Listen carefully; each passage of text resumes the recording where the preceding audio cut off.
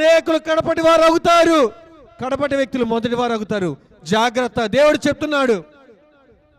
మొదటిగా దేవుని సన్నిధికి వస్తున్నావు, ఆరాధిస్తున్నావు, గణపరుస్తున్నావు, కానీ కొద్ది కాలానికి చల్లారిపోతున్నావు.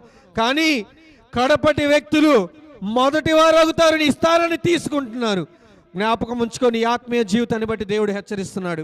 ఈ దిన వినయము కలిగి, ప్రభువా నీ ద్వారా హెచ్చించబడే స్థాయికి, నీ ద్వారా గణపరచబడేటువంటి స్థాయికి నేను ఎదుగునట్లుగా సహాయం చేయండి. వినయము కలిగి నేను ప్రవర్తించాలి. వినయము కలిగి నేను సమాధానాన్ని దయచేయాలి.